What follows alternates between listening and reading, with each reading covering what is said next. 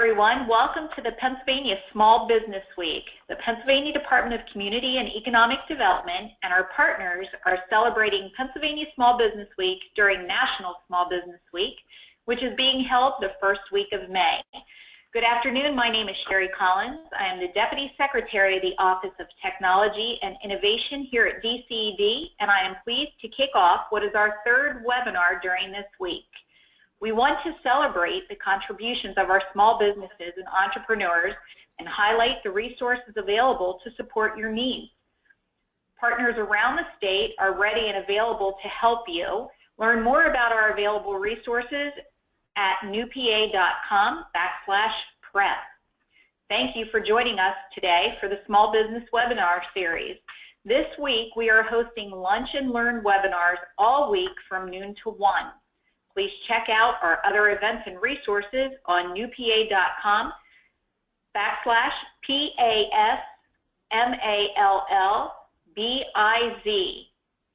Stay up to date on the latest small business news, subscribing to our newsletter, and on social media you can follow the conversation using hashtag #PASmallBiz16. And good afternoon, everyone. My name is Neil Fowler. Just a few housekeeping items before we begin. Today's presentation is being recorded and it will be posted on the DC website and our social media channels. And during the course of the presentation, we will be fielding your questions, so feel free to post them in the proper block on the webinar page. It's my pleasure to introduce our speaker today. This is the third in our series of webinars, and it's been an exciting week.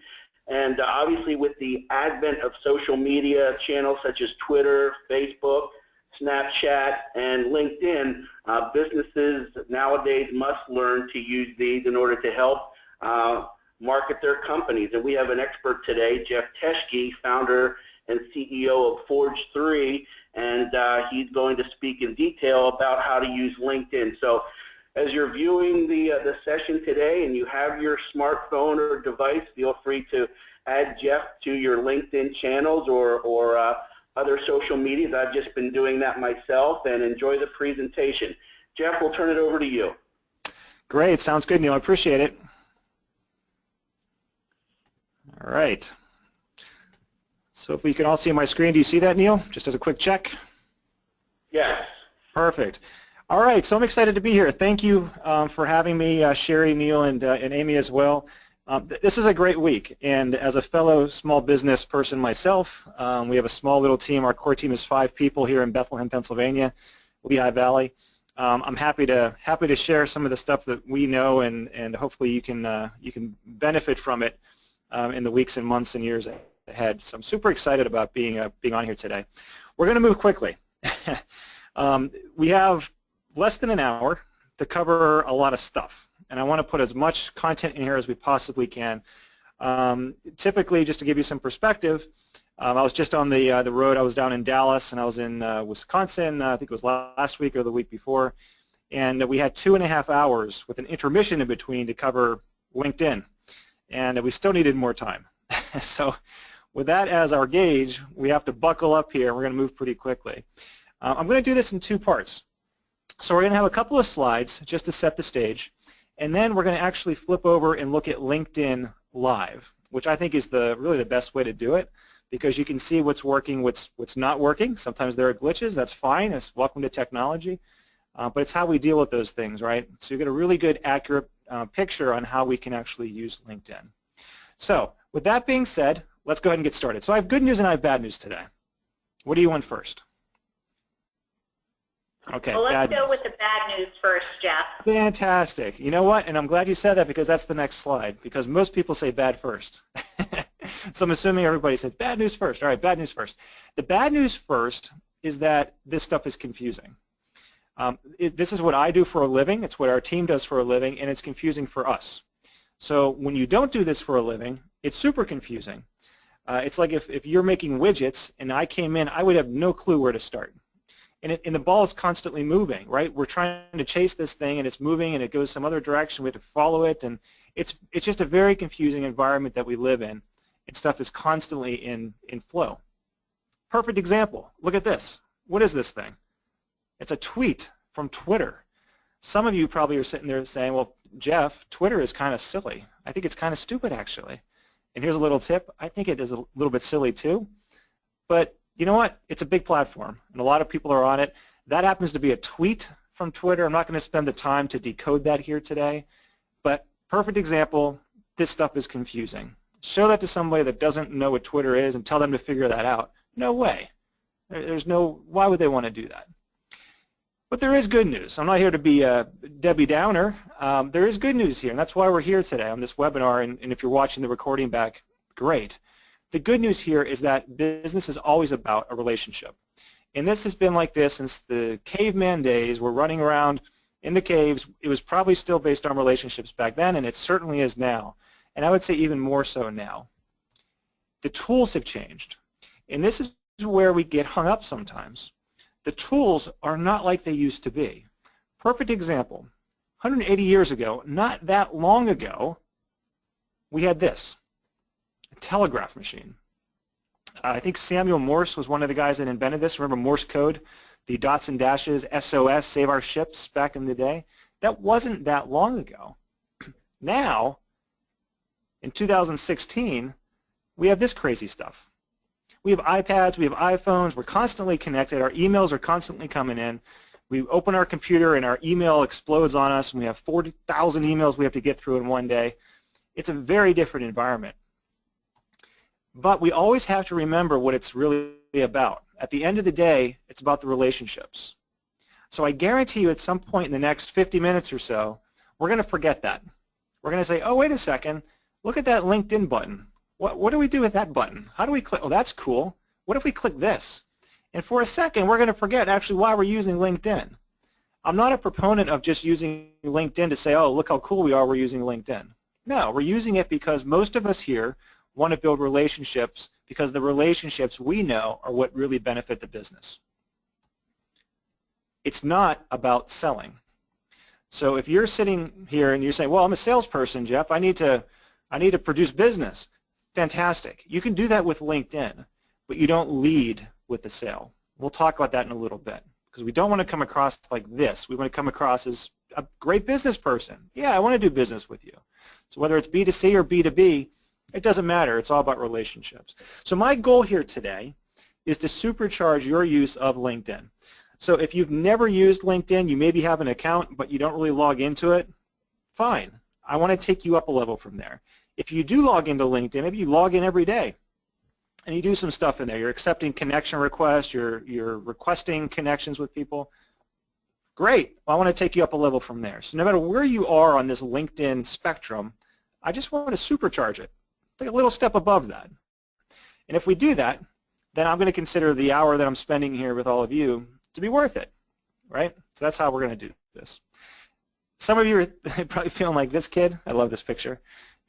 You're like, oh boy, here we go. It's going to be this fast-talking presentation on this technology stuff, and I hate technology to begin with. Just bear with me. Hang in there. Don't give up on it. We're going to move quickly, but we're going to be thorough and slow enough where you can sort of grasp these ideas, and that's what we're going to do. So as Neil mentioned, my name is Jeff Teschke, founder and CEO of a company called Forge3. The super quick backstory here because it's relevant. We're obviously based in Bethlehem, Pennsylvania, like I mentioned at the top, in the beautiful Lehigh Valley area on the eastern side of the state. I was actually born in Pittsburgh. Go Steelers. I'm a Steelers fan. And was born in 1977. My dad started his career at a company called Chubb, big insurance company, and worked in Pittsburgh until I was in the 6th grade. My sister was in the 4th grade. I have a younger sister, Kim, who's 2 years younger than me. And he ended up getting transferred out to the Lehigh Valley area when I was in the 6th grade and really just kept going on with his career. He was at Chubb his entire career for 33 years, started as an underwriter and eventually retired as president and CEO of a big national insurance agency called Personalized Insurance Brokerage, or PLI. So that's kind of how we ended up here. A lot of families still back in Pittsburgh. In fact, I'm going to be taking a drive across the state in 2 weeks to visit with them. So I'm very familiar with the turnpike east and west through PA. So it's a beautiful state. And that's really where Forge 3 was born, to be honest with you. Forge 3 was established back in 2004. Before that, I graduated in 2000 from the University of Scranton, also in Pennsylvania, and worked at Chubb for a handful of years, same place my dad worked, and ended up leaving there, worked for a small software company outside of Philadelphia called Active Strategy, which has since been acquired by a bigger company. And I was there for a handful of years, and then on the side started dabbling and created this mobile scavenger hunt game, which I'll talk about a little bit later as a real live example of how I ended up using LinkedIn back then. So more on that later. And Forge 3 kind of came out of that. So Forge 3 this month in May of 2016, we're celebrating our 12-year anniversary, which is incredible. I can't believe that still. Time flies when you're having fun. And we do a lot of education, which is what today is all about. Core services, just to give you some perspective here, these are the things that we end up doing. On this particular webinar, we're kind of talking about that last piece there, the training programs. I mentioned I was in Dallas and Wisconsin. I'll be in Cincinnati, I think, in 2 weeks, and North Carolina. So I travel quite a bit, and a lot of it's on the training programs. So it's training programs, but also the second one here, which is digital marketing, because that's kind of what LinkedIn is, really, at the end of the day. It's a way to market yourself and build relationships digitally, right? We've won awards. There they are. If you care about those, good. If not, I honestly don't put that much stock in these, but there you can see a couple of them. The reason why I mention all of that is because our hands are dirty. I can speak here from a perspective that some other people can't. So I'm not just sitting here saying, oh, you know what, I read a book about how LinkedIn works, and I'm going to just kind of say that back to you. No, it has nothing to do with that. Most of the time what we're doing is actually the services. Now what we're going to be doing on the next 45 minutes or so is I'm going to say, you know what, here's some stuff that has worked for us, and by the way, here's some stuff that hasn't worked for us. And that perspective is super valuable because we're actually doing it most of the time. We're not just talking about it. So our hands are dirty. All right, let's talk about social media. And then as I mentioned, in a couple of minutes, we're going to flip over to LinkedIn Live. So social media, in my opinion, is about being visible and viable, the two V's. So what do I mean by that? Well, first off, if we have to build relationships to make our business succeed, well, we have to be visible. We have to be out there. People have to know about us. And in this case, I'm not really talking about the company per se, but I'm talking about us as individuals. So getting in front of people and just being out there is half the battle. That's the visible part. The viable part is, now that we're out there, are we the right fit? Are we the right thing? Are we saying the right stuff? Are we the right person for that other person? And that's about being viable. Social media, and in particular LinkedIn, is really the perfect platform for being visible and being viable. The first question to ask yourself, and since you're watching this, I'm hoping your answer is yes to this, is are you interested? Because there is going to be a little learning curve for most of us here that we kind of have to get up. And then, like I said, this stuff is constantly changing. So when it changes and somebody moves our cheese, I don't know if you read that book, we have to kind of adapt to it. There was one time, a couple years ago now, we did a webinar, and I said, all right, it was on Facebook. I said, all right, you know, thanks everybody for joining us, and we disconnected. And literally like 5 minutes later, Facebook completely changed everything. They did a huge revamp of the entire platform. So all the stuff we talked about was completely irrelevant. Guess what? That's the way it's going to work. So you have to be a little bit interested in this stuff to get through that initial hurdle and kind of stick with it. The next step after that is to observe. How do most of us learn? We learn by watching and then doing. If you're going to learn how to fly an airplane, I'm a private pilot, by the way. I got my license up in Scranton back in 1999. Well, how do you learn how to fly an airplane? You sit in the seat next to the instructor. The instructor says, I'm going to show you, Jeff, how to take off. Great. You watch. Then he says, okay, it's your plane. You do the same thing. And before you know it, you can fly an airplane. Same thing with LinkedIn. So today you're going to observe how I've used LinkedIn, what I've found to be successful with LinkedIn. And you can observe and you can use it. You can not use it. It's up to you at the end of the day. But it starts by observing. And I would challenge you not to stop with me here today. Don't observe me and say, oh, that's how it works. I'm just going to go ahead and do that. No. Look at other people, how they're using LinkedIn, and get a different perspective. And you might borrow ideas from other people and say, oh, yeah, you know what? Jeff didn't talk about that, or that's a different approach than what Jeff was saying. Maybe I'll do that a little bit more. That's fine. But we start by observing. And the biggest thing here for us to keep in mind, like I mentioned at the beginning, is this is about relationships. This is not about selling right away. Oftentimes when I'm talking about LinkedIn, it's in a room full of salespeople, producers, What do they care about? They care about selling. Jeff, how do I sell? I just want to sell. I want to grow the book of business. How do I do that? Well, that comes, but it comes on the back of the relationships. So we have to do the relationships first. We don't want to come across as this person. And the equivalent of this would be like going into a mixer, some big networking event, and just barging through the door and saying, buy my thing, buy my widget. I want to sell you an insurance policy. I want whatever you're doing. That's not going to work. It's not going to work online either. The one other way to think about this is to give before you take. Another way to think about it is there's a guy, Gary Vaynerchuk. I'm not sure if you've heard of him. Started his kind of career in New Jersey working at his dad's wine business, and ultimately ended up growing it to be a very successful company. How did he do it? Well, he did it because he recorded videos of himself tasting wine every day and posted it to the internet. And he grew his wine business. It was something like from $3 million to like $60 million. It's some huge jump in how big the business became in like 2 years. And he wrote a book. He now runs a social media ad agency in New York City. Very successfully, like 500 employees now. He wrote a book called Jab, Jab, Jab, Right Hook. Same concept as give before you take. Jab, jab, jab, right hook is if you're a boxer, you go into the rink, you're not just going to go in there and uppercut and then walk away.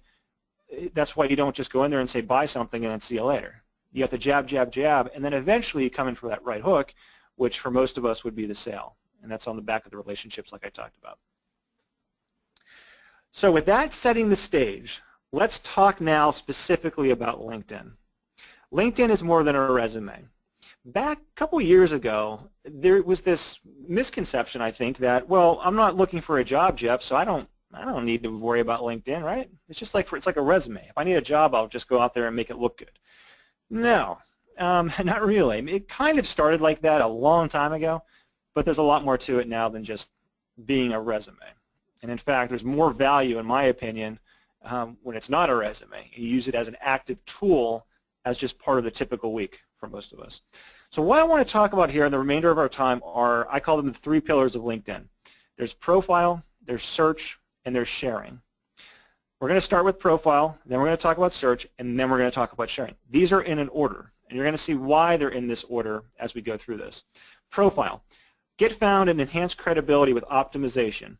That sounds a little bit gobbledygook at the end there. Credibility with optimization, what does that mean? I'm going to show you, but the gist of it is, if somebody's looking for you, or if you're reaching out to people proactively, what's the first thing they're going to look at? They're going to look at your profile. So you need to start there. Even if you don't do anything else on LinkedIn, you need to start with your profile. It reflects you. And by the way, have you done this? Have you done a vanity search on Google? Go to Google. You can do it now if you want, and type in your name and see what comes up. For most of us, it's going to be our LinkedIn account. So even if you don't do anything on LinkedIn, if you think someone's going to search for you, well, then you better make sure you have your profile looking pretty good. So we're going to spend a little bit of time up front on the profile side of it. Search, in my opinion, the most underutilized part of LinkedIn. Simply put, most people don't search anything on LinkedIn.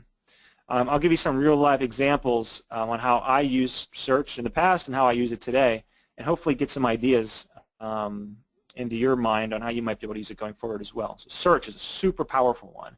Most of the time that we're going to spend going forward, not just on this webinar, but when we actively use LinkedIn, it's going to be on the search side of things. And then finally, we're going to talk about sharing at the end. Sharing is about how do you stay visible? How do you stay in front of people? Well, you do that by sharing content. You can participate. You can comment. You can like things. You can write articles. You can participate in groups.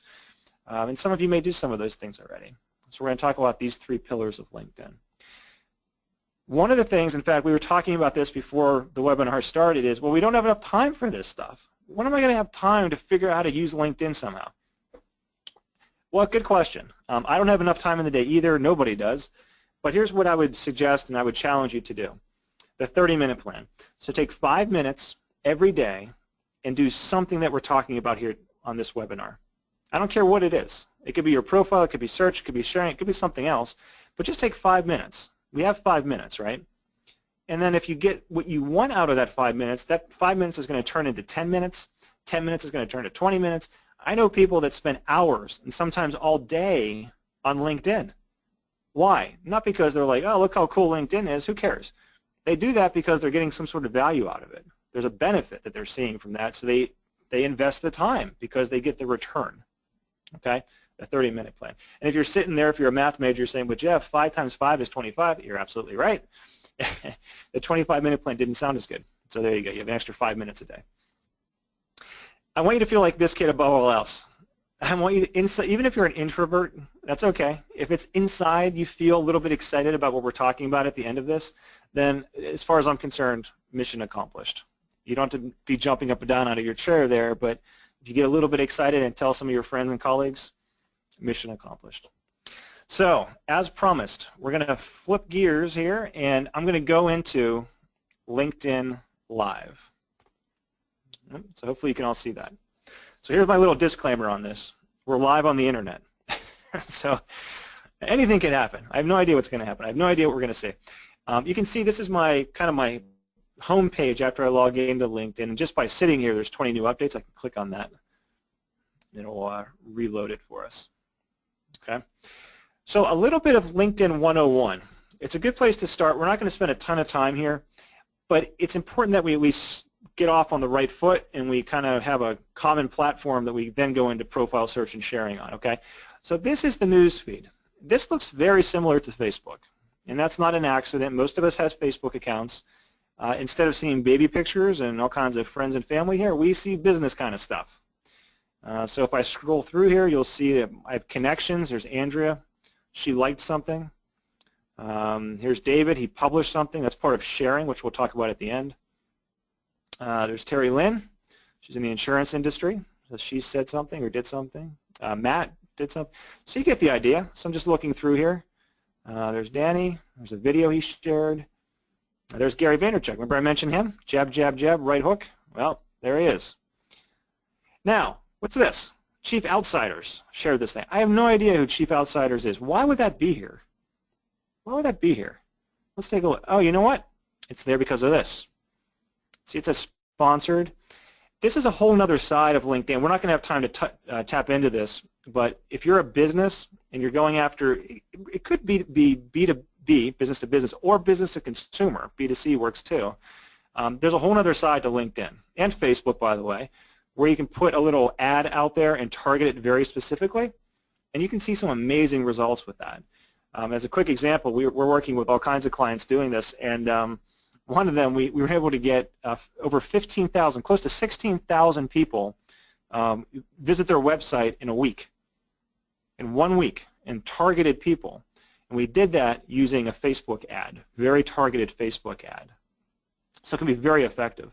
That's why I'm seeing this, because for whatever reason, Chief Outsiders said that I want to show this ad to people that are like Jeff, and that's why I'm seeing it. So you get the idea. That's my news feed. But let's not start there. Let's actually start with profile. So I'm going to click here at the top where it says profile, top left. Here's my profile. I'm going to just kind of scroll down here so you can see the big picture. All right, so there's summary, there's some experience. That's where I'm working or where I have worked. You can see some pictures there, some of our platforms. There's my previous positions. There's my work at Chubb. Honors and awards, there's projects I'm working on, there's skills and endorsements, there's education, there's organizations, it just goes on and on, recommendations, groups I'm in, people I'm following. It's a long page. Do I think that someone's going to come here and read all about Jeff Teschke? Of course not. I don't. So where do we want to start then? Well, we want to start at the top. The first thing that you'll notice here, you may see this, you may not. You see this blue box that popped up for me? Yours is going to look different. LinkedIn's going to look at your profile and say, oh, you know what? You didn't complete this section, so I'm going to ask you a question about it. So in this case, you know, what did you do as a student at Saucon Valley Senior High School in Hellertown, Pennsylvania? I don't know, editor-in-chief of the high school newspaper. I could put that in there. I'm just going to close it for now. But I would suggest if that pops up for you to look through it and step through it, especially if your account is, if your profile is not up to date. That's a good way to step through it. Ultimately, what you're looking for here on the right-hand side, see where it says profile strength? You want to get that bar as far as you can to the right. Sometimes you'll see a bubble here, like a ball. Well, in that case, you want to see it as high as you can to the top. Same concept. So how do we do that? Well, let's start at the top and work our way down a little bit. The first thing you'll see here is there's a background picture. That photo can be anything. Most of you probably don't have one, would be my guess. If you wanted to add one, you just click on it. Edit background, change image, upload a picture, and there you go. The one thing you'll notice about my profile is that there's an aviation influence to this. I mentioned before that I'm a private pilot. At Forge 3, we have a couple of niches. One of them is aviation. One is insurance, and there are a few others, for example. So what I'm using LinkedIn for is very specific. I'm using LinkedIn because I want to get more involved in the aviation industry. So when you look through my profile, starting with this picture here, that's a picture of a cockpit of an airplane, there's an aviation spin. Why? Well, when I'm reaching out to people in the aviation industry, I want to come across as the right person for them. All these little things make a difference. So if you're doing something different, your picture's not going to be an airplane. It's going to be something else.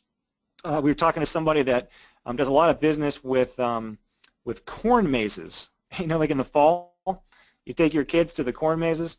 Well, there's a whole industry around that. Well, maybe in their case, they'd have a corn maze or corn in the background. A couple of quick tips here. First of all, if you need a photo, don't just Google it and use something that you find on the internet. Go to a site. There's a really good one. You can find really cheap pictures there called photodune.net, PHOTODUNE.net. And you can buy a picture for like $1, and you can find all kinds of good stuff on there. The other tip that I wanted to share with you is that you can't really position things exactly how you want them. Sometimes sometimes I'll see people that have a picture of like their logo or something, or an office with their logo like perfectly positioned in one corner or something. That doesn't really work, because if you're on a mobile device, and a lot of us are using mobile more than our desktops today, it's not going to size the right way. It's going to get cut off. So when you're looking for photos for this background section, my suggestion would be to make sure they're more abstract than kind of very specifically organized.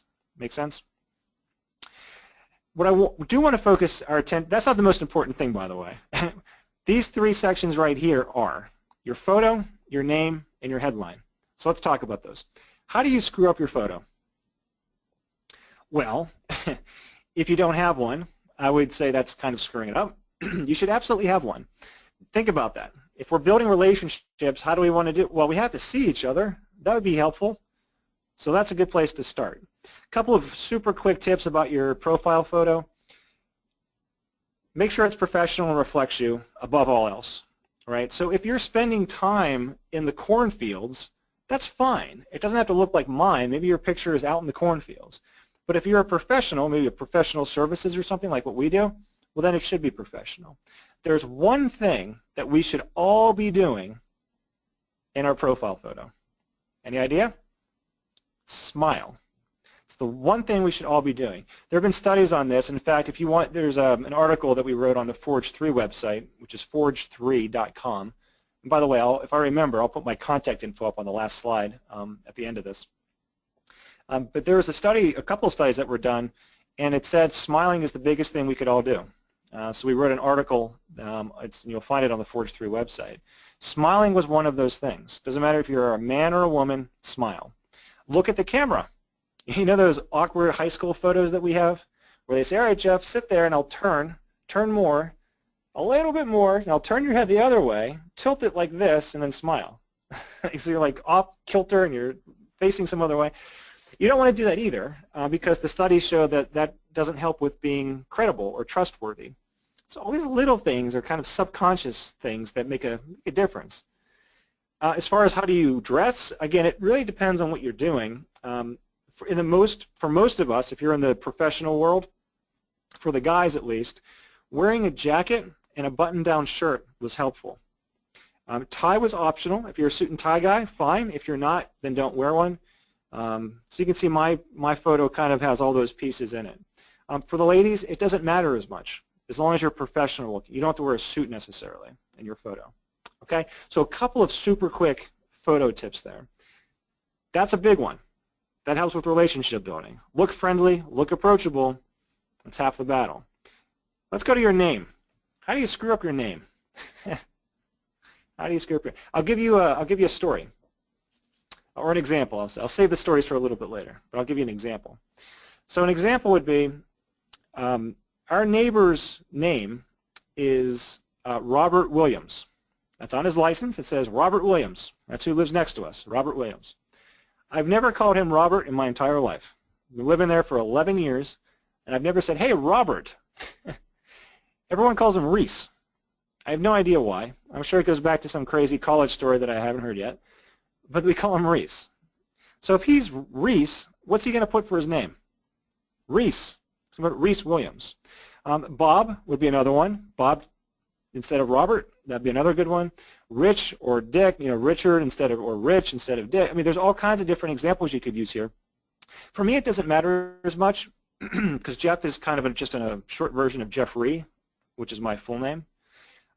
So think about that. If somebody is searching for you, whether they're using Google or through a vanity search, if you do it on your own, or if other people are searching for you, or if they search here on LinkedIn, which we're going to talk about in that second pillar, which is search, well, they should at least be able to type your name in here and find you.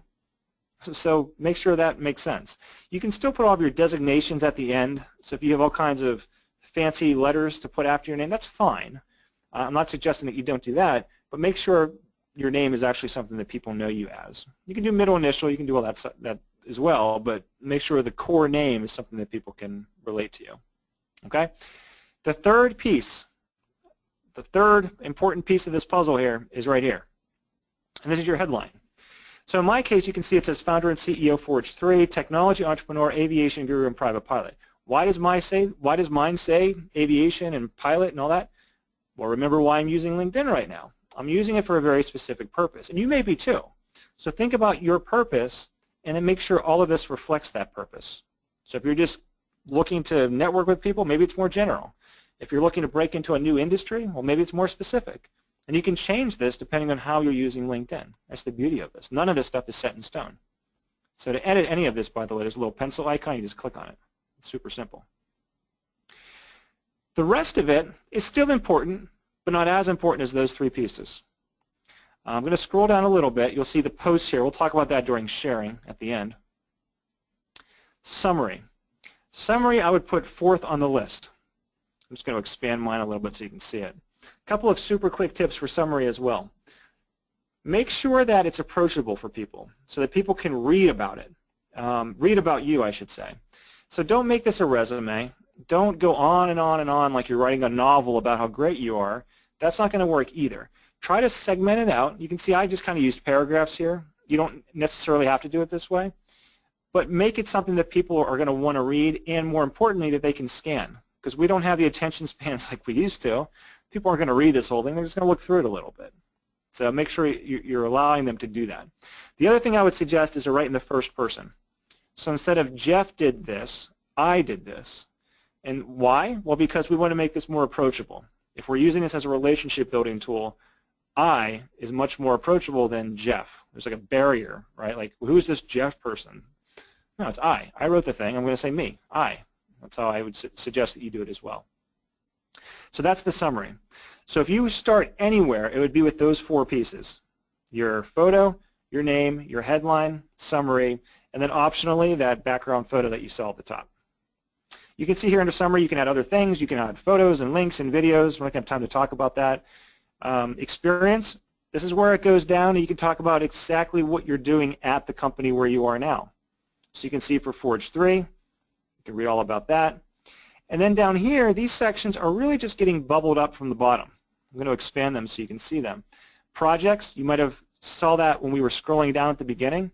Those are down below. There's one called Safe Stacks, and there's Clickable Coverage, which is a product we have for the insurance industry.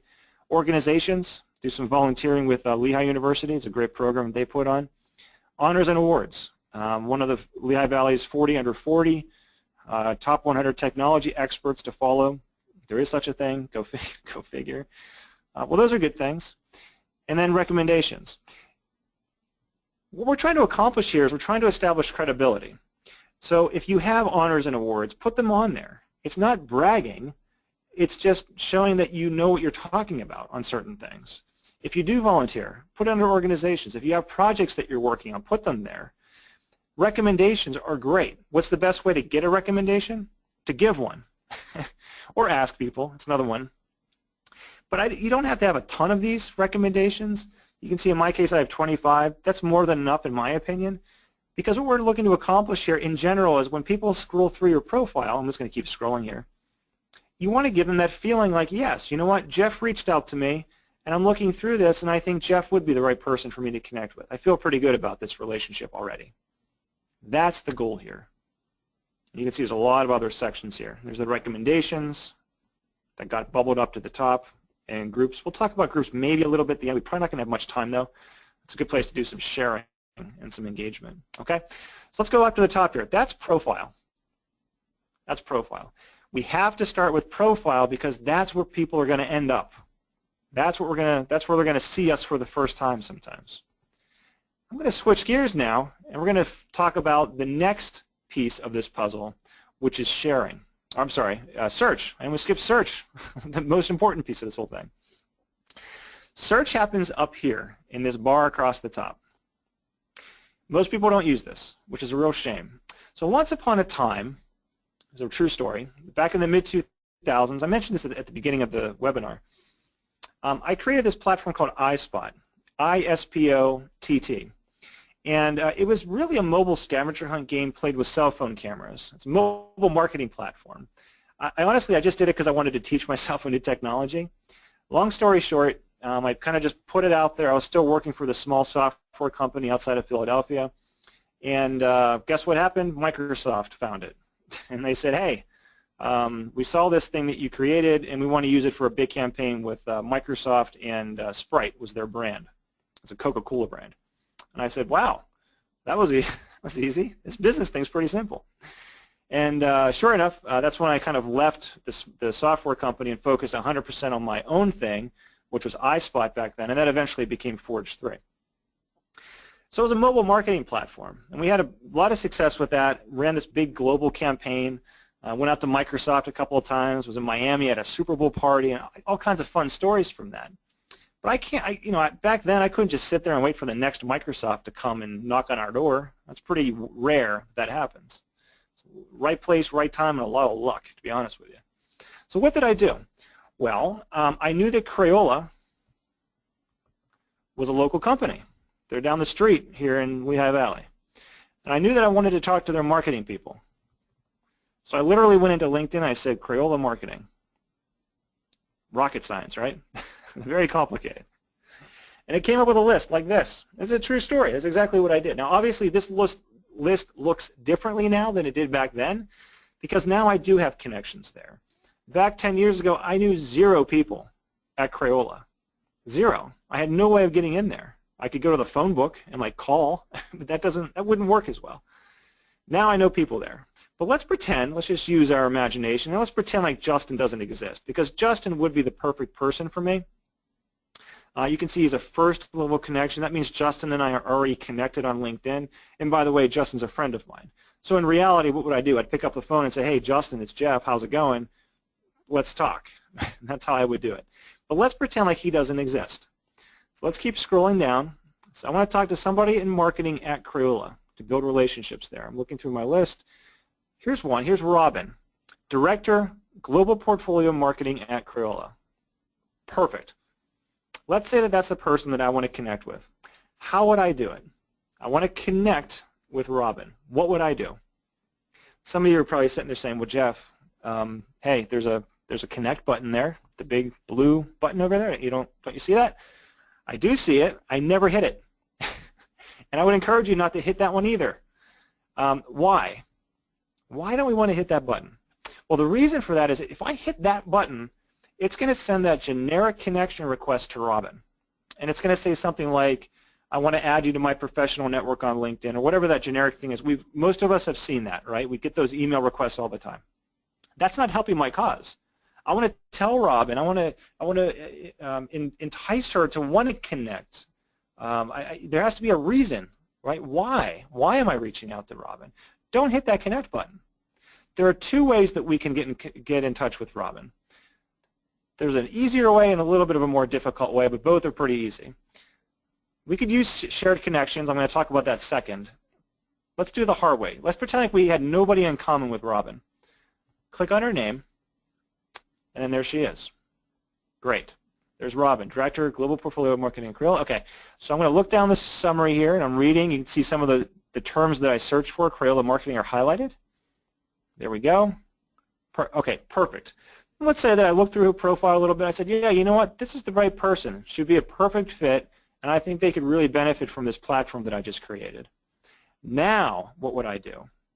This button looks identical to that other blue button that we just saw. Does something completely different. So I'm going to click Connect on this one, and now we can customize our message. So this is what I did. We've done business. I consider this doing business together, so I'm going to say that we're doing business at Forge 3. Here's where the magic happens. This little area right here, the personal note. I can't write this for you. I don't know exactly what you're doing, what your business is, or what your approach should be. In my case, I can share with you what I typed in here. It went something like this. It said, hey, Rob. His name was Rob, by the way, not Robin. I said, hey, Rob, I'm with a local Bethlehem-based company. We're working on a really cool mobile marketing platform that I think might be perfect for Crayola. If nothing else, I was hoping to give you a sneak peek and collect your thoughts. What do you say? Up for it? Jeff. Simple as that. You don't want to sell. You literally can't put links in here to websites and all that kind of stuff, but I wouldn't suggest you do that anyway. What you're trying to establish here is the relationship. So you want to reach out in a very approachable, friendly way so that Rob, in that case, would say, oh, yeah, you know what? That would be a good way to do it. I do think this would make sense for us to at least explore it. Well, guess what happened? A week later, I was sitting down with Rob at Crayola. I did the exact same thing with Just Born, the candy company not too far from here. If you're not familiar with Just Born, you've probably heard of Peeps, those marshmallow Peeps. Most of you, I guarantee, hate them. I happen to love them. My wife hates them. They also make Mike and Ike's and hot tamales and all that other stuff. Exact same process. And I was sitting down with them a week later. The cool thing about both of those, I left both of those places with this huge goodie bag of stuff, which I still have in the basement. I have a bunch of Crayola stuff down there and markers and a bunch of candy. I have a bunch of Peeps and all kinds of stuff.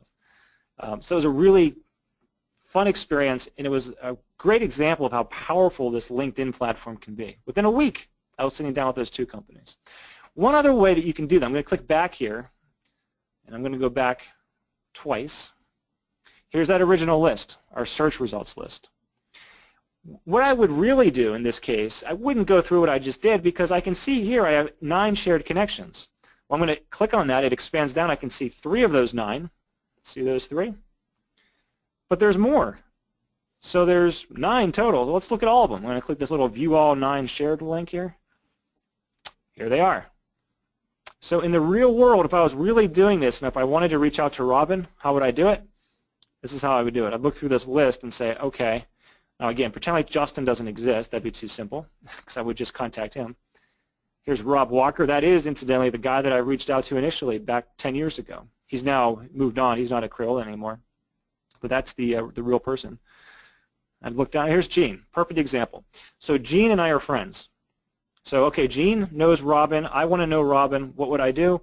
You could go through LinkedIn and click the buttons and get introduced to Robin that way. What do? I pick up the old-fashioned, quote-unquote, telephone that's sitting on my desk. You know, that thing sitting next to you there? And I'll pick it up and say, hey, Gene, it's Jeff over at Forge 3. How you doing? Hey, quick favor. And then what's Gene going to do? She's going to make the introduction 9 times out of 10. And she'll probably send an email to Robin and then, you know, hey, Robin, meet Jeff, Jeff, meet Robin. And then I'll just go back and forth through email. You don't have to use LinkedIn. We're not using LinkedIn because we're using it. We're using it because we want to build relationships. And as far as I'm concerned, I don't care if I get a connection on LinkedIn or not initially. All I care about is meeting Robin. Mission accomplished if I did that. Incidentally, there are other ways to search. So if I click here at the top next to the white search bar, see where it says Advanced? I'm going to click Advanced. You can do an advanced search here. So I'm going to use an example, quick one. I'll say, let's pretend like we're an insurance agency selling insurance, and we want to break into the restaurant market more. So what would I type in? I'm going to type in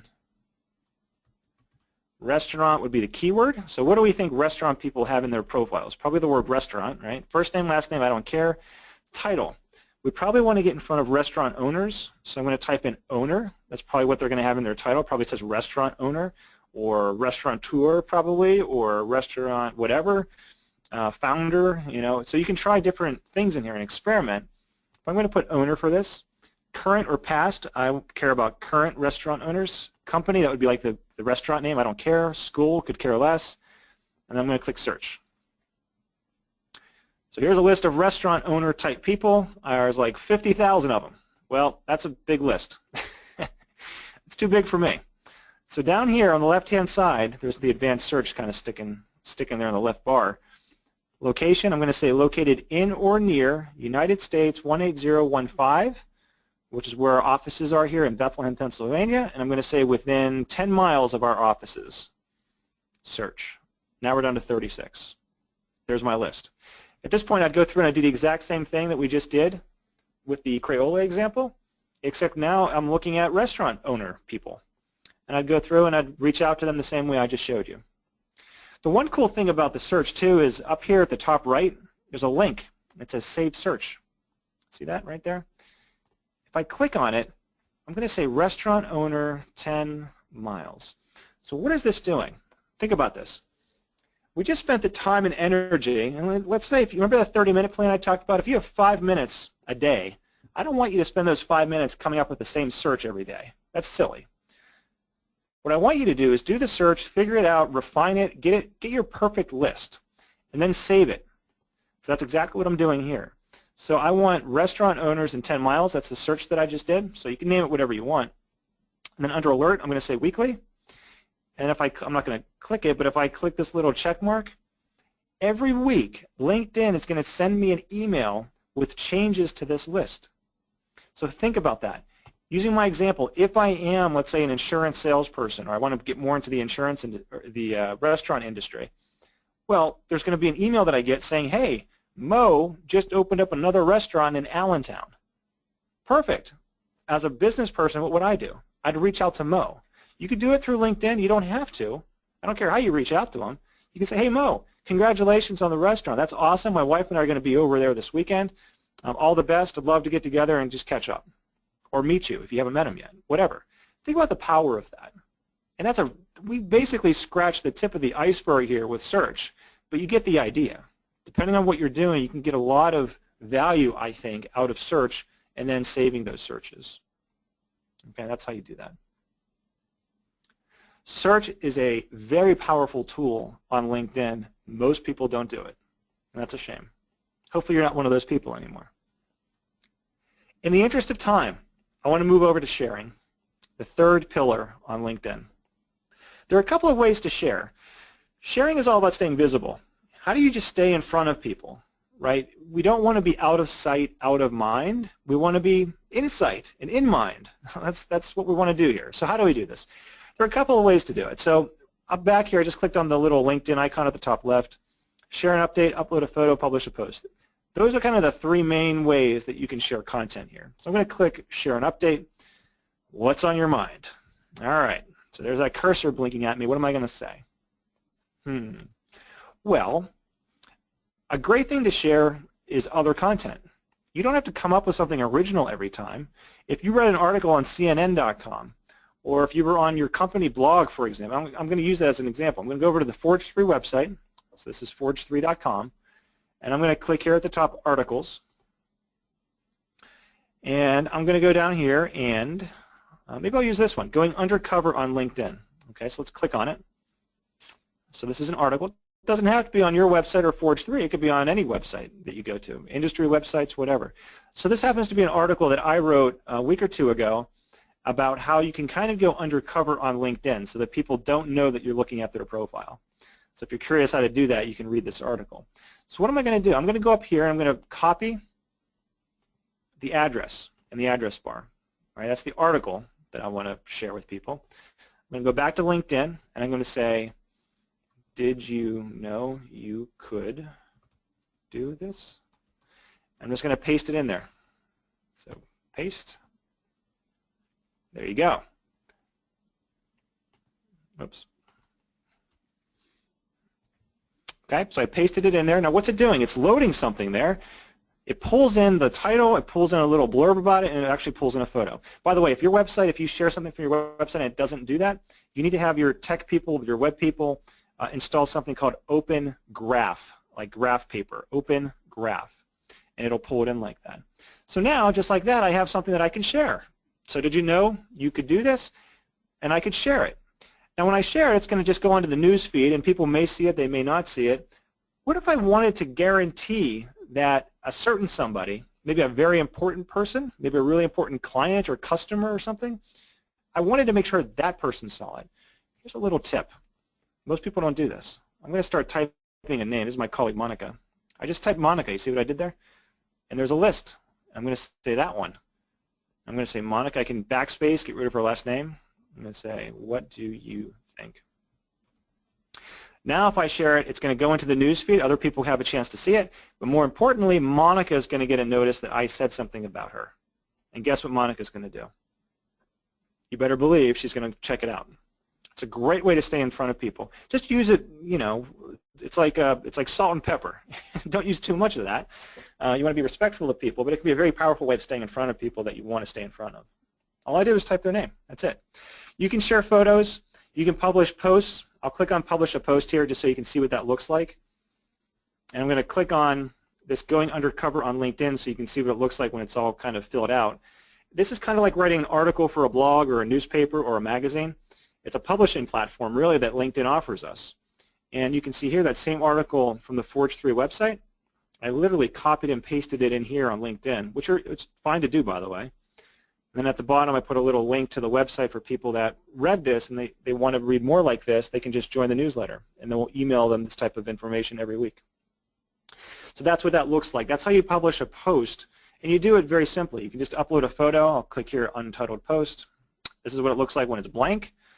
Go to photodune.net. You find your photo, put some sort of headline in there, and then write your article. And then when you're finished with it, you click the big blue Publish button at the top right. And then what's cool about that is LinkedIn actually takes care of the distribution. So it gets it in front of the people that it thinks would find it most valuable. You'll get people commenting on it and liking it. And that's really how you can stay in front of people and build up your relationships that way. So it's a very cool platform, and there's a lot you can do with it. A lot of people are using it more and more. You've probably seen that now on LinkedIn if you're on there at all. Groups, we're not going to have time to talk about groups, and there's a lot of other pieces of LinkedIn. Groups, if you're wondering where they are, under Interests here, just hover over that. You can see Groups right there. You can click on it. I'll click on it so you can see what it looks like. Those are the groups that I'm in, for example. That's what it looks like. You can see that they're starting to upgrade the look and feel of LinkedIn. This is the newer style that they're kind of going to. This is really only in a couple of areas. The Groups section is one of them. If you're looking for a group to join, you can actually do that up here in the search box. And this little drop down the left-hand side, just make sure you select Groups then. And you can see it changes to a little people icon. And then you can start typing restaurant groups or whatever kind of groups that you want to get into. So that search bar is kind of a multi-use search bar at the top there.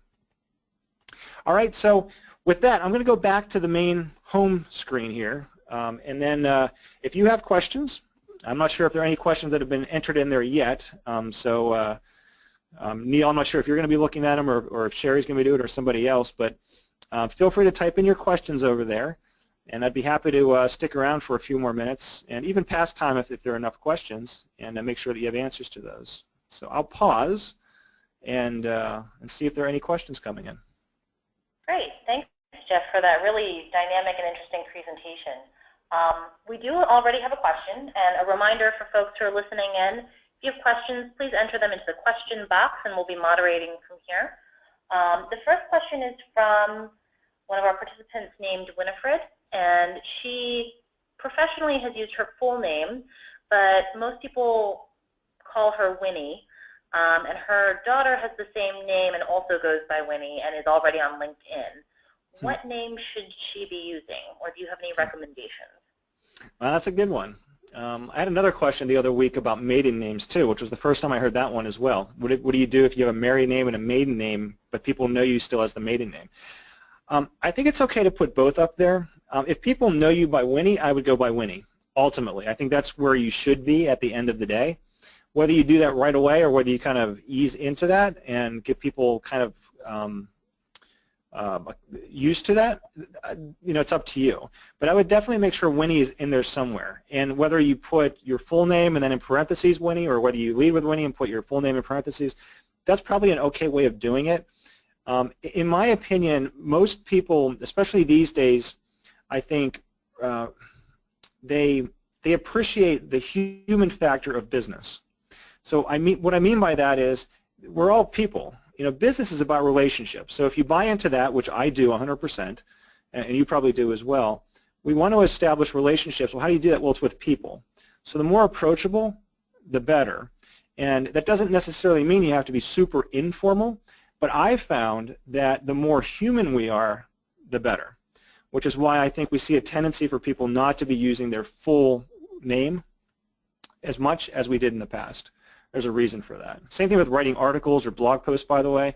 Some of the most successful, most engaged with articles that we've written and that I've written personally have to do with like my family. I wrote one called 2 Weeks of Fatherhood a bunch of years ago when I became a new dad for the first time. Or one about 6 months ago where my son Connor fell on the steps of the back deck, and I kind of spun it into business. And you can read those on the blog on the Forge 3 website. Those perform really well because there's a human aspect to it. So if people know you as Winnie, that's probably more human and more approachable for people to kind of engage with. So I'd suggest that you go in that direction for sure. Great question, though. Okay, we have a number of other questions here, so I'm just going to go down through. All right, sounds good. Can you talk a little bit more about the budgeting format for sponsored posts? Is it a pay-per-click similar to Facebook? Good question. And we won't have time to talk about the ad side of this, but yes, there are different ways to set up ads in general across all kinds of social platforms. Some of them are pay-per-click. Some of them are pay-per-impression, sometimes called CPM. Some are a mixture of both. In general, what I can share is, because we see a lot of different results because we work with a bunch of different companies across different industries, which is kind of a unique perspective that we have. In general, Facebook tends to be more cost-effective than LinkedIn from an advertising platform. So if you're going to start one place, typically, one size does not always fit all here, but typically I would suggest looking at Facebook ads first. They're more powerful, they're less expensive, you can get you can actually get more targeted with them than you can with LinkedIn. And by the way, if you're saying, well, but Jeff, Facebook is all about like baby pictures and personal stuff, yeah, true, but there's a whole business part of Facebook which some people don't realize. So I guess the answer to that question is it depends on how you set up the ads, and be prepared to spend a little bit more on LinkedIn ads than you would on other platforms like Facebook. It can be very powerful, though. So great question. I would recommend that you explore that, though, if you're interested in it. Great. Can you show us how to get to groups using the drop-down menu? Yeah, absolutely. So I just showed that a little bit before. So if I use the well, it depends what you mean by drop-down. So you can do it in the search up here. So if I search for something, Lehigh Valley. I'm looking for groups in the Lehigh Valley. I could type that in, but if I do a search here, it's going to search everything on LinkedIn. So what I want to do is use this little drop-down and go down to groups. So now I'm searching Lehigh Valley in the groups section. If I search for that, now it's showing me just groups for Lehigh Valley. So that's probably the easiest way to do it. You could also go under interests here in the menu and click on groups there and then go through. This is kind of a digest, kind of an overview of all the stuff that's happening across all of my groups. Yours are going to look different than this, obviously. But there's a Discover tab here, for example. And then it's kind of showing me groups that it think I might be interested in. And then I can group them, or I can ask to join those groups, or I could say, no, I don't care about that group. So a couple of different ways to get into groups. Those are probably the two easiest ways. Okay. Next question. Can you talk a little bit about whether it's worthwhile to pay for the upgraded LinkedIn service? I was waiting for that question. There are a couple of common questions. That's one of the bigger ones. Everything that you saw today is free. I've never paid for LinkedIn, to be honest with you. I know people that do, and they get the value out of it. I know a lot of people that don't because they don't need to. My suggestion on that would be you're going to know if you need to pay because you're going to hit some sort of wall. Good example, if I click the advanced search here, remember we did this before? Here's the advanced search. You see these little icons, these yellowish, orangish icons? Well, if you want to search by function or years of experience, you can, but you got to pay. So if those things are valuable to you, then it probably makes sense to pay to have your premium LinkedIn account. Otherwise, if you're just doing some searching like I did before, That's all free. And by the way, you can get around some of this stuff, like seniority level. What if you want CEOs? Well, what would you type in? Just under title, put CEO. So you don't necessarily have to pay even for seniority level and some of the other things over there. So you're going to know. When you need to pay, you're going to know that you need to pay, and if you find the value in it, you should pay. Otherwise, most of the people that I talk to that I see do not pay, and they get a lot of value out of LinkedIn on the free plan. Okay, I've got 2 more questions. I know we're at time, but Sure. I think we can get these covered. There was a question around, can you talk a little bit about the like feature, being able to click on liking someone's post, and what does that do? Yeah, absolutely. So here's a good example. So I'll just scroll down here. So what is this? 8 highly effective habits that help make Bill Gates the richest man on earth. All right. So Inc. Magazine. So this is what happened here. Inc. Magazine shared this article on the Inc.com website, just like I shared the Forge 3 article that you saw before. They did the same thing under their company account, right? And there's a whole other company side of LinkedIn that we're not talking about here. But Inc. Magazine has a company account. So they shared this article. You can see so far, 158 people liked it, 5 people commented on it. And if I click here, you can kind of see the 5 comments. So if I went through and if I like it, which I can do just by clicking this little like box, like a link, I guess I should say, and you can unlike it too, so you can toggle it off and on. What happens is a couple of things. One, we think that LinkedIn uses that as an indicator on what I happen to like, personally and professionally. So I'm probably going to see more of that kind of thing then in the future. And I'll probably see more ads too, to be honest with you, related to that in the future.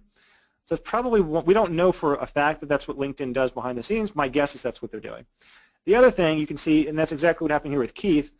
Keith, who is a connection of mine, liked this. And now I see here in my newsfeed that Keith liked it.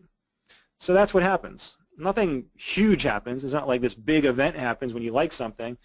But your connections have a chance of seeing it. LinkedIn probably knows a little bit more about what you like and what you don't like.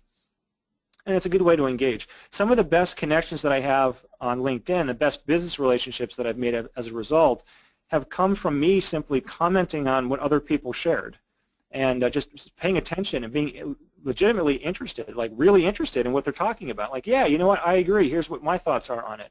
And you have a dialogue that gets built up, and that's where the relationship gets built up, and then that becomes a business connection. And I can give you all kinds of different examples and case studies on when that's benefited me personally in Forge 3 as a company, and all kinds of examples outside of us as well. But just being engaged and staying active, I think, is part of that visible and viable thing I was talking about. Good question. Great. And I think this will be our final question. Can you speak a little bit about managing a business page on LinkedIn?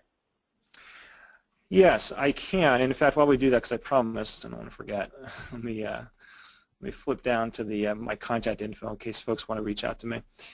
Yeah, so there is a company page on LinkedIn. So if you have a company page set up, it works a lot like Facebook. So on Facebook, you have your personal account, and then you can create a business page with that. Same thing on LinkedIn. You have your LinkedIn account, and you can create a page for your business. And when you're sharing content, you can share it as you, or you could share it as the company. Remember that Inc. magazine article we just saw? Well, they share that as the company page. And then people can follow the company, just like people can like the page on Facebook. So LinkedIn and Facebook they're kind of similar, different audiences, and the mechanics are a little bit different. I think the opportunity on Facebook is actually greater than on LinkedIn for when you're talking about business pages and advertising and that sort of thing. I think LinkedIn is better for prospecting and relationship building like you saw here today.